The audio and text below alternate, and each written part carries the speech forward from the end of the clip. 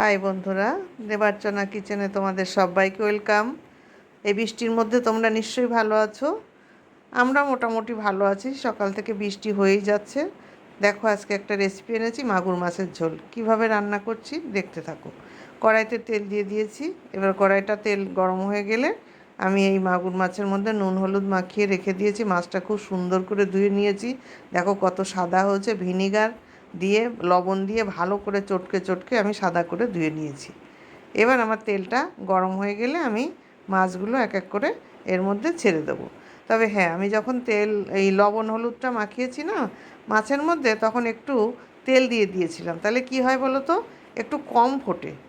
হ্যাঁ, নাহলে তেল ছিটকে এসে গায়ে লাগে। ওই জন্য আমি একটু তেল, যেসব মাছের গায়ে না বন্ধুরা আঁশ নেই, আঁশ ছাড়া সেই সব মাছগুলো ফোটে বেশি। তখন তোমরা কি করবে জানো তো, একটু তেল লবণ হলুদ মাখানোর সময় লাগিয়ে দেবে। দিলে তাহলে ফুটবে না। এই দেখো, লক্ষ্য করো, এতক্ষণ কিন্তু ফোটা শুরু হয়ে যেত। কতদিন ফুটে আমার হাত পুড়ে গেছে। এবার একটু ঢাকা দিয়ে দিলাম।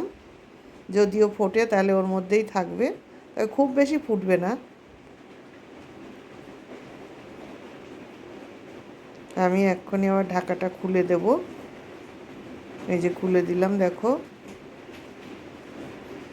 এবার একটু পিঠগুলোকে উল্টিয়ে দিচ্ছি।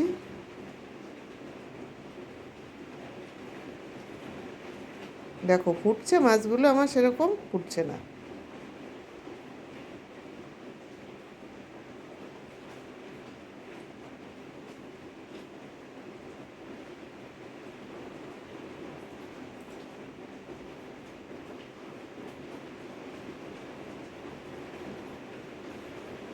আমি আবার একটু ঢাকা দিয়ে দিলাম। এবার আমি আবার ঢাকাটা খুলে দিচ্ছি। আমার মাছগুলো প্রায় ভাজা হয়ে আসছে। এই মাছ খুব বেশি ভাজতে লাগে না।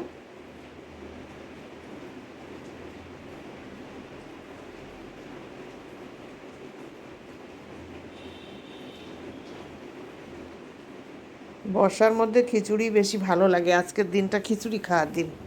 কিন্তু সোনা আবার শিঙি মাছের ঝোল খাবে, মাগুর মাছের ঝোল। শিঙি মাছ তো ছোটো হয়, এটা হলো বড় মাগুর মাছ, একদম জ্যান্ত মাগুর মাছ। ওই মাছটা খেতে ভালোবাসে, ওই জন্য এটাই করে দিচ্ছি।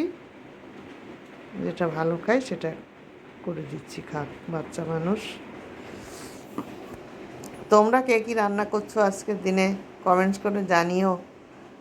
আর হ্যাঁ বন্ধুরা, তোমরা যারা আমাদের ভিডিও দেখো এখনও সাবস্ক্রাইব করোনি, অথচ ভিডিও দেখো, কিন্তু তোমাদের কাছে আমার একটাই বলার, তোমরা সাবস্ক্রাইব করে দেবে আর সঙ্গে সঙ্গে বেল আইকনটা বাজিয়ে দেবে। তাহলে আমার যে ভিডিওগুলো আছে সমস্ত নোটিফিকেশানগুলো আগে আগে তোমাদের কাছে চলে যাবে। আর তোমরা বেশি বেশি করে শেয়ার করবে আর কমেন্টস করবে, করে আমার চ্যানেলটাকে এগিয়ে নিয়ে যাবে। এটাই তোমাদের কাছে আমার বলার।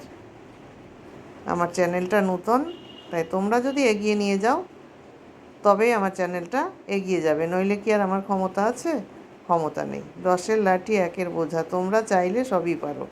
তোমরা আমার অডিয়েন্স চেষ্টা করলে এগিয়ে নিয়ে যেতে পারে। তাই আমার মতো অধমকে তোমরা একটু এগিয়ে নিয়ে যেও, আর কিছু বলার নেই। এই আর কি।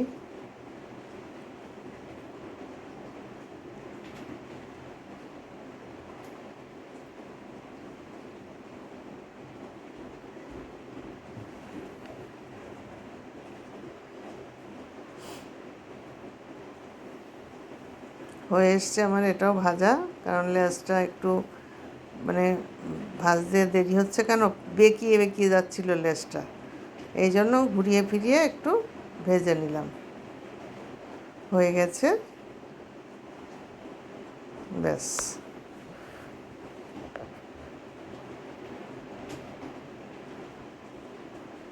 এবার আমি এর মধ্যে দিয়ে দেব আর সামান্য একটু সর্ষের তেল, খুব বেশি না, ব্যাস, আর দেব না। এখন দেব ফোড়ন। দেখো আমি কি ফোড়ন দিচ্ছি, তোমরা দেখতে থাকো। দিয়ে দিলাম 2টো শুকনো লঙ্কা,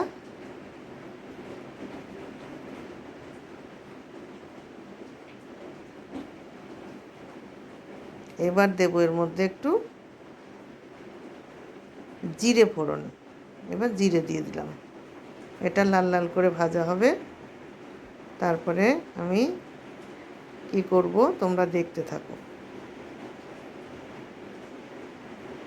তোমরা কে কোথা থেকে আমার ভিডিওগুলো দেখো কমেন্টস করে তোমরা বলতে পারো যে আমি অমুক জায়গা থেকে দেখি, একটু কমেন্টস করলে ভালো লাগে, এটাই আর কি। এবার কেটে রাখা আলুগুলো কেটে ধুয়ে পরিষ্কার করে আলুগুলো এবার তেলের মধ্যে আমি দিয়ে দিচ্ছি, কারণ এখন তো জানো আলু বেশি সিদ্ধ হতে চায় না। লবণটা দিয়ে দিলাম আলুর সঙ্গে, দিয়ে সামান্য একটু হলুদ দিয়ে দেবো এর মধ্যে, বেশি এখন দেব না, পরে দেব। হলুদ দিয়ে আমি এগুলোকে ভালো করে একটু আলুটা নাড়াচাড়া করে নেব। এখন আলুতেই যত সমস্যা, যেমন আলুর দাম বেড়েছে, আবার এদিকে শক্ত, মানে সহজে সিদ্ধ হতে চায় না। কোন দিকে যাব? ওই জন্য আলু হিসাব করে দিই ঝোলের মধ্যে, এবেলা ওবেলা যে কটা লাগবে সেই কটা একদম হিসাব করে করে আলু দেওয়া হয়, নইলে বেহিসাবি খরচা করলে তো পারা যাবে না। আর এই যে বর্ষা পড়লো না, সবজির দাম এখন আরও বেড়ে যাবে, মধ্যবিত্তদের মধ্যে নাগালের বাইরে চলে যাচ্ছে। আর যারা গরিব তাদের তো কথায় নেই, দিন আনে দিন খায়, তাদের যে কি অবস্থা সেটা ভাবলে কষ্ট লাগে। কিন্তু কি করব, আমাদের তো কোনো উপায় নেই না। মনে তো অনেক কিছুই হয়। চ্যানেল যদি দাঁড় করাতে পারতাম তাহলে অন্তত মানুষের পাশে দাঁড়াতে পারতাম, গরিব মানুষদের একবেলা দুটো খেতে দিতে পারলেও মনটা শান্তি লাগতো। এবার দিয়ে দিলাম কাঁচা লঙ্কা বাটা,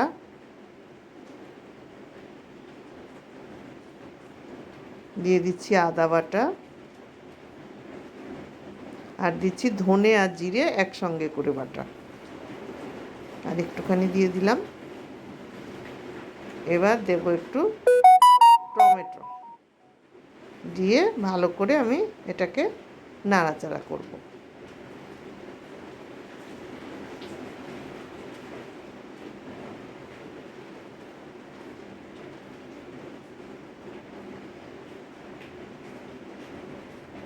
টমেটোগুলো ভালো করে মিশে গেলে রঙটাও সুন্দর আসবে।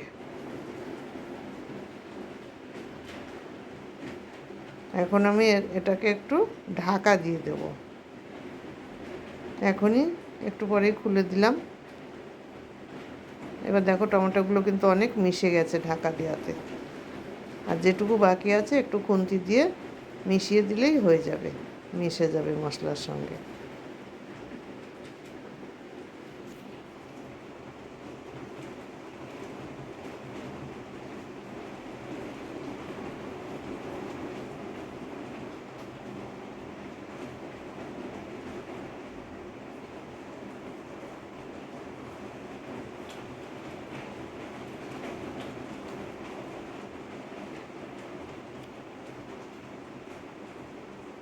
আমার প্রায় কষা হয়ে এসছে মশলাটা।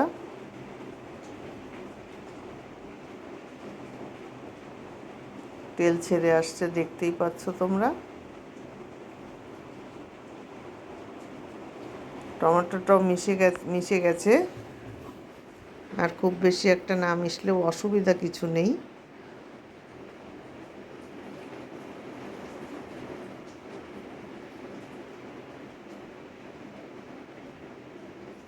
এখন আমি ভাজা মাছগুলো এর সঙ্গে দিয়ে দিচ্ছি। আমি জালে দিই কেন বলো তো, তাহলে মাছগুলো ভালো সিদ্ধ হয়ে যাবে, যেহেতু মাছটা একটু মোটা, মাছটা সিদ্ধ হবে আর ঝোলের টেস্ট হবে। মাছের সঙ্গে ঝোলের সঙ্গে যদি ফোটে তাহলে সেই মাছের ঝোলে কিন্তু স্বাদ বেশি ভালো হয়। এবার ওই বাটির মধ্যে আমি একটু হলুদ দিয়ে দিয়েছি, হলুদ গুলিয়ে হলুদ গুলানো জলটা ঢেলে দিচ্ছি, কারণ হলুদ না গুলতে চায় না, কেমন যেন দলা বেঁধে থাকে। কারণ আজকাল হলুদের মধ্যে চালের গুঁড়ো মেশায়। হ্যাঁ, গোটা লঙ্কা দিয়ে দিলাম কটা, যদি লাগে, যার লাগবে সে ডলে খাবে। এই জন্য আমি সবসময় হলুদটা চেষ্টা করি জলের মধ্যে গুলিয়ে দেওয়ার। এখন আমি পরিমাণ মতো লবণটা দিয়ে দেব। এই লবণটা যার যার লবণ, লঙ্কা, মিষ্টি হলো যার যার আন্দাজ মতো দিয়ে দেবে। এবার আমি ঢাকা দিয়ে খুলে দিলাম ঢাকাটা। দেখো ঝোলটা খুব বেশি একটা গাঢ় তো হবে না।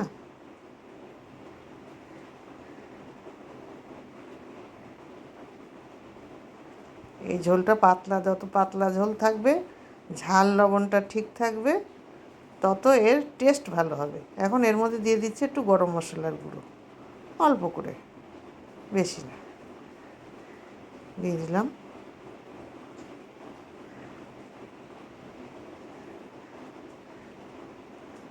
ঝোল পাতলা হবে অথচ টেস্ট হবে, এক থালা ভাত খাওয়া হয়ে যাবে এক বাটি ঝোলে। একটা আলু, একটা মাছ আর একটু ঝোল দিয়ে দেওয়া হবে, সঙ্গে একটা আর কাঁচা লঙ্কা, একটু ঘি দিয়ে দিলাম, টেস্টটা আরও সুন্দর হয়ে গেল। তোমরা এইভাবে রান্না করে খেয়ে দেখবে যে কী টেস্ট হয় এই ঝোলে। হ্যাঁ, সবাই খায় আর বলে কি ঝোল এত পাতলা। আমি সময়তে যদি লোকজন বেশি হয় তাহলে এক কড়াই ঝোল করে দিই, মাছ তখন বেশি আসে, এক কড়াই ঝোল করি আর এরকম পাতলা করে করি, আর সেইভাবেই তার টেস্ট হবে। বলাটা যদিও উচিত না, কিন্তু বললাম, তোমরা ঝোল দেখলেই বুঝতে পারছো যে টেস্ট সত্যিকারেরই কেমন হবে। এবার আমার মাছটা হয়ে এসছে প্রায়, আর খুব বেশিক্ষণ আমি রাখবো না। একটু এইগুলো দিয়েছি তো, গরম মশলা, ঘি দিয়েছি, দিয়ে যার জন্য একটু জাল করছি, যে ঝোলের সঙ্গে যাতে মিক্সড হয়ে টেস্টটা বেশ উজ্জ্বল হয়ে যায়, সেই জন্য।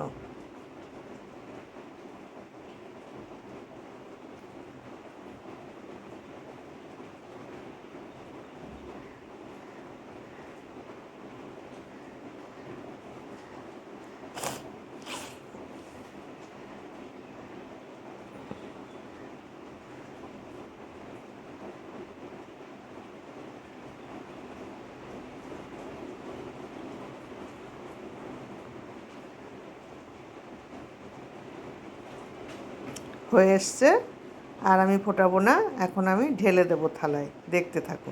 এই দেখো ঢেলে দিয়েছি, ঝোলটা কত সুন্দর লাগছে। বন্ধুরা, যদি আমার এই রান্নাটা তোমাদের ভালো লেগে থাকে তাহলে তোমরা লাইক, শেয়ার, কমেন্টস করো, আবার বললাম। আর হ্যাঁ, তোমরা ভালো থাকো, সবাই সুন্দর থাকো, সুস্থ থাকো, এটাই আমার কথা। আর যাবার সময় প্রতিদিনের মতো আজকেও তোমাদের বলে যাই, টাটা বন্ধুরা।